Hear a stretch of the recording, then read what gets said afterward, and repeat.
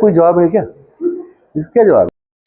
Sir जो private school जो होते हैं ना, जैसे सरकारी में तो आपको सिलेबस फिक्स है तो वहाँ कोई इश्यू नहीं बनेगा। प्राइवेट स्कूलों के अंदर जैसे सिलेबस सभी विद्यालयों तो जो ड्रेस के नाम पर जो कुछ विद्यालय, सब विद्यालय नहीं करते सर, सब प्राइवेट विद्यालय नहीं, कुछ विद्यालय हैं वह यदि संख्या का आकलन करो तो 1.85% विद्यालय हैं जो ऐसा करते हैं। तो हम एक जैसी ड्रेस कहेंगे, कहाँ लग रही है जो पहले सुन लो, जो वहां इसलिए नहीं लिया गया, वहां उपस्थित थे इसलिए लिया गया है कि बच्चों ने कहा कि हम अंदर जा रहे हैं तो कंकर गिर रहे हैं, तो अध्यापक बाहर नाश्ता करते रहे, तो इसलिए गया कि उसके बच्चों पर ध्यान देते तो बच्चों को बाहर निकाला जा सकता था, इसलिए दिया गया। इसलिए नहीं दिया गया कि उन्होंने निर्माण किया था। ये हम सब उसके तीसरे दिन ही 1.5 करोड़ रुपए आवंटन हो गया भैया। पूरे राज्य में हमने 1965 स्कूलों को बजट दे दिया है।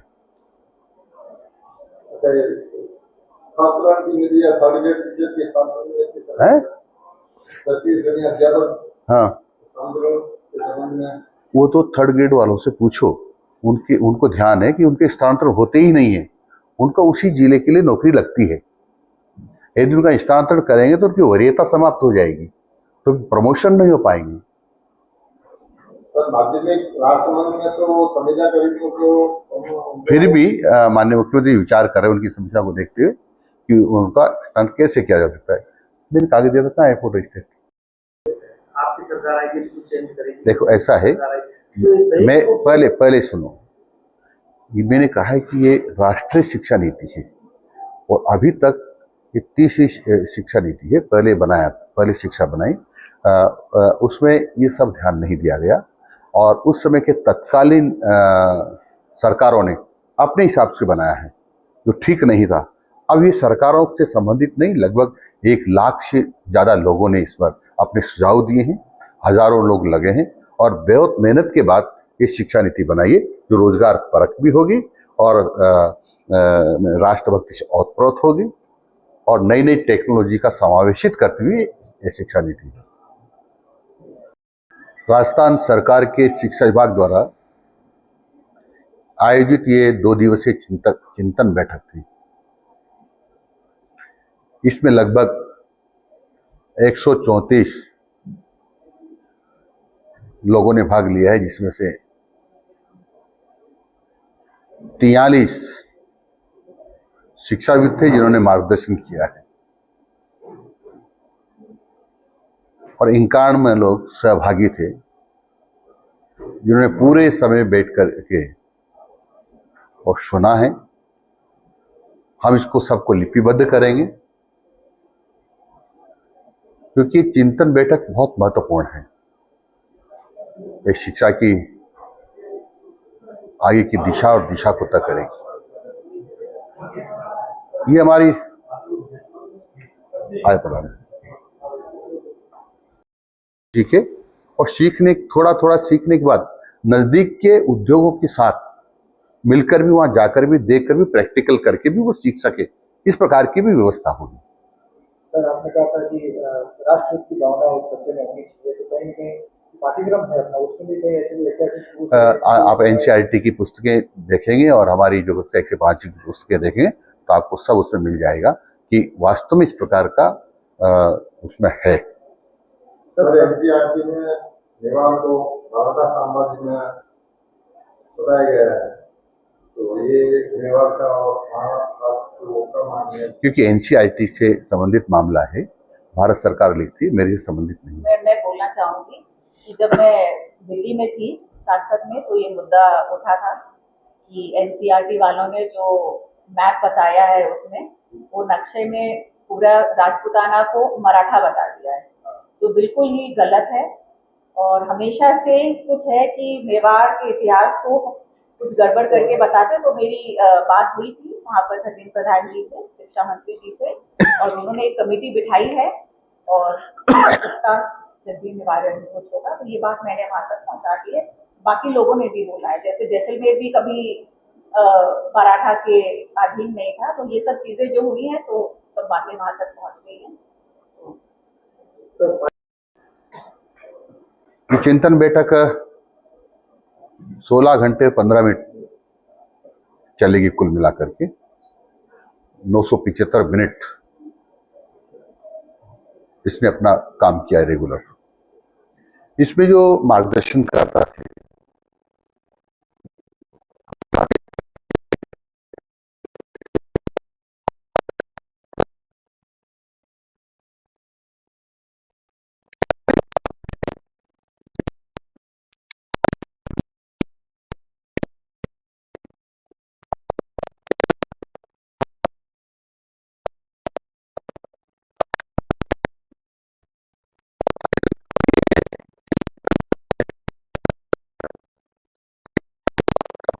आपको बताना चाहूँ तो आपको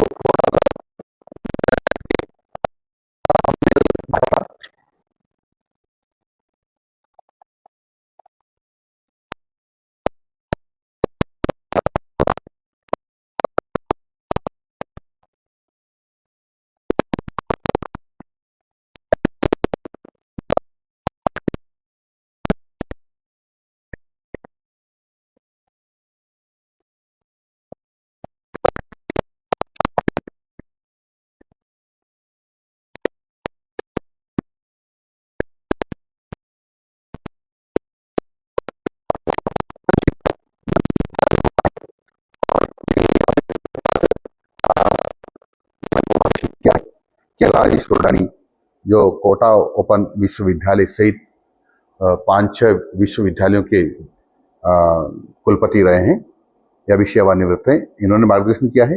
इसके साथ साथ राजीव जी सक्सेना जो सेवानिवृत्त प्रोफेसर है राजस्थान विश्वविद्यालय के, संदीप जी जोशी ये शिक्षाविद राजस्थान के रहने वाले हैं, ऐसे महेश जी आमेटा ये भी राजस्थान के रहने वाले हैं, और आर के वर्मा जी जो डायरेक्टर हैं रेजोनेंस, जो आपने कोचिंग संस्थान का नाम सुना होगा जो कोटा से संचालित होती है, उसके मालिक भी हैं इन्होंने, और ओपी व्याजी जो दिल्ली में मजिस्ट्रेट हैं बाल मनोविज्ञानी के विज्ञान के, इन्होंने भी संबोधित किया है। इसी प्रकार से हमारा दूसरा सत्र था राष्ट्रीय शिक्षा नीति का क्रियान्वयन, पाठ्य पुस्तक निर्धारण, भारतीय ज्ञान परंपरा एवं विद्यार्थियों का समग्र विकास, ये हमारा एक विषय था। इस पर प्रोफेसर नारायण लाल जी गुप्ता जो राष्ट्रीय अध्यक्ष MBR SM के, इन्होंने संबोधित किया है। श्रीमती शरद सिन्हा जो NCERT नई दिल्ली की विभागाध्यक्ष है, संजय H परदेशी शिक्षाविद पुणे महाराष्ट्र के, और प्रोफेसर सुशील कुमार बिस्सू जी, ऐसे अलग अलग विषय के अलग अलग है। मैं इनकी पूरी सूची आपको उपलब्ध करा दूंगा, ये पूरा डिटेल इसमें है, अभी मैं थोड़ी देर में आपको सूची दे दूंगा। हमारी कोशिश ये है कि जो हमारे विद्यालय से पढ़ करके जो बच्चे निकलते हैं उनकी शिक्षा ऐसी हो कि निकलने के बाद तुरंत अपना रोजगार कर सकें, संस्कार युक्त शिक्षा पाकर के बच्चे नागरिक बन सकें, राष्ट्रभक्त बन सकें, और जिसमें सेवा का भाव कूट कूट कर भरा हो, इस प्रकार का हमारा एक लक्ष्य है। और इस संबंध में जो हमको यहाँ इस चिंतन बैठक में जो मंथन के बाद जो प्राप्त हुआ है उसको हम शिक्षा विभाग में लागू करेंगे, और उसके आधार पर हमारी जो व्यवस्थाएं हैं पहले भी बेहतर है, पर उससे भी बेहतर शिक्षा व्यवस्था को करने की कोशिश करेंगे। जैसे कि लगातार आप देख रहे होंगे कुछ दिनों से आया है कि हमारी बिल्डिंग्स गिर रही है, लेकिन बिल्डिंग्स एक दिन में जर्जर नहीं हुई, वर्षों से इसको देखा नहीं गया, इसके कारण से हुआ है। तो हमने अब ये कोशिश की कि यहाँ भी हमको मार्गदर्शन मिला है कि उसका थर्ड पार्टी ऑडिट करना चाहिए, थर्ड पार्टी निरीक्षण कराना चाहिए, इस प्रकार से व्यवस्था करेंगे। आगे उसके साथ साथ मैन्युफैक्चरिंग डेट और एक्सपायरी डेट जिस प्रकार से दवाइयों पर लिखी होती है या अन्य पर लिखी होती है, उसी प्रकार से हम बिल्डिंग्स पर भी लिखा करेंगे, ताकि वो अवधि पूरी होते ही और उस भवन को गिरा दिया जाए उपयोग नहीं किया जाए। और आर्टिफिशियल इंटेलिजेंस एजुकेशन के जो एक्सपर्ट हैं वो ताकीद कर रहे हैं, कह रहे हैं कि हम जो खड़ी बिल्डिंग्स हैं उसकी भी अंतिम तिथि निकाल सकते हैं कि यानी उसकी उम्र कितनी बची है। यदि वो इसमें सफल हो जाएंगे तो हम बिल्डिंग्स पर लिखाना हम ये प्रारंभ करेंगे। हम जो इंजीनियर्स हैं उनको बीच बीच में प्रशिक्षण देंगे ताकि उनका नई नई टेक्नोलॉजी से ज्ञानवर्धन होता रहे। और हमने ये भी तय किया यदि किसी ने हल्की बिल्डिंग का निर्माण किया तो उस ठेकेदार और जो इंजीनियर्स उसकी सुपरविजन में या उसके देख रेख में बन रही थी उससे वसूल करेंगे। ये हमने तय कर दिया है। और इस प्रकार से हमारे 11 सत्र हो रहे हैं। इसमें मिड डे मील के बारे में हमारी चर्चा हुई, जिसे उसमें बताया है एनईपी जो नेशनल एजुकेशन पॉलिसी है उसको पूरी तरह से हम चरणबद्ध तरीके से लागू कर रहे हैं। और उसका उद्देश्य यही है कि अच्छी शिक्षा हो, गुणवत्तापूर्ण शिक्षा हो और भारतीय ज्ञान परंपरा से ओतप्रोत शिक्षा हो। इसके साथ साथ रोजगार परक शिक्षा हो, उसको हम पूरी तरह से लागू करेंगे। उसको कैसे लागू करना चाहिए इसके लिए भी यहाँ विशेषज्ञों ने पूरी जानकारी दी है। वैसे हमने लगभग 90% टास्क उसके पूरे कर लिए हैं और उसमें और अच्छा परिष्कृत कैसे कर सकते हैं इस पर भी हम काम करेंगे। और शिक्षा को छोटे बच्चों के लिए इस प्रकार से बनाएंगे वो आसानी से सीख सके, जैसे कि खेल खेल में सीख जाए। कई बार गिनती कराना, पढ़ना, अक्षरों का ज्ञान ये खेल खेल में ही बच्चे सीख जाएं, इस प्रकार का भी हमारा रहेगा। मैंने सबके बारे में आपको एक नोट में दे रहा हूं और इसमें मैंने डिटेल कुछ बता दिया है। मोटी मोटी मैंने बात आपको बताई है, लेकिन ये मैं कुल मिलाकर ये कह दूं कि राजस्थान में शिक्षा के संबंध में यानी शैक्षिक चिंतन बैठक पहली बार हुई थी और इस चिंतन बैठक की आवश्यकता थी ये करने के बाद हम सबको भी लगा कि इस बहुत ही आवश्यकता है और इसका कुछ वर्षों के अंतराल के बाद ये निरंतर होती रहनी चाहिए, क्योंकि इससे कुछ बहुत सीखने को मिलता है। क्योंकि नई नई टेक्नोलॉजी आती रहती है, नई सुधार होते रहे, नए नए नवाचार होते रहते हैं, उनकी जानकारी विशेषज्ञों के माध्यम से मिलती रहे और उसके आधार पर हम शिक्षा में उसको समावेशित करते रहें, ऐसी हमारी कोशिश रहेगी। सर, रोजगार परक की आपने बात की, तो क्या पाठ्यक्रमों में ही कुछ ऐड किया जाएगा, अलग से कोई विषय बनाया जाएगा? ये पाठ्यक्रम में शामिल है, क्योंकि कक्षा 6 से ही पाठ्यक्रम के साथ साथ उसको जिसको कौशल विकास शिक्षा कहते हैं ना, कौशल विकास, वो किया जाएगा। सरकार की बात नहीं है, क्योंकि ये हमारे बच्चों के भविष्य का सवाल है। तो इसमें मेरे ख्याल से बिल्कुल सही तरीके से काम करना चाहिए, क्योंकि अगर आप किसी भी बच्चे को गलत पढ़ाएंगे तो आने वाली पीढ़ी और आगे पीढ़ी तक गलत इतिहास या कोई भी मैसेज जाएगा। तो ये जो हमारा एजुकेशन है बहुत ही इम्पोर्टेंट विभाग है, क्योंकि हम पढ़ाई से ही सीखते हैं कि हम समाज में हम कैसे मजबूत हो और आने वाली पीढ़ियों को मजबूत करें और कैसे हम अपनी जिम्मेदारियां सीखें। तो एजुकेशन डिपार्टमेंट मेरे ख्याल से इन सब चीजों से परे होना चाहिए, किसी भी मेरे ख्याल से। सर, जैसे आपने बताया कि नई बिल्डिंगों के ऊपर वैसे एकदम तो जर्जर नहीं होती, तो क्या वहाँ पर वो जांच रिपोर्टें वहाँ दबी रह जाती है या उनसे कोई कार्रवाई नहीं होती बाद में? जिस प्रकार से जो बिल्डिंग गिरती है, जब बच्चों को डेथ होती है या कोई ऐसी बड़ी पहले ही थोड़ी जांच होती, बाद में होती जांच। तो जांच रिपोर्ट बाद में आती क्यों नहीं, हमारे समय हुआ तो तुरंत जांच रिपोर्ट आई तो तुरंत एक्शन हुआ है, ऐसे थोड़ी जांच रिपोर्ट नहीं आती। अब पहले सरकारों ने क्या किया, पहले भी हादसे होते रहे, लेकिन अंधे बनकर देखते रहे।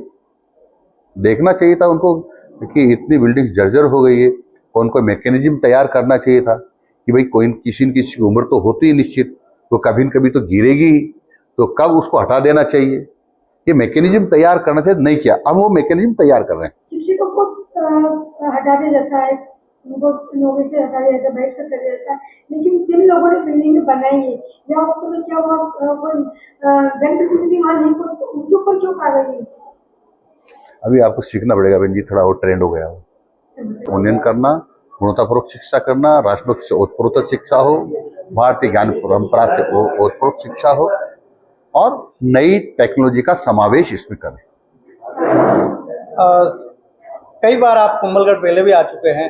महाराणा प्रताप की जन्मस्थली है, महाराणा कुंभा की कर्मस्थली है, उनको लेकर कोई पाठ्यक्रम में विशेष जगह दी जाए।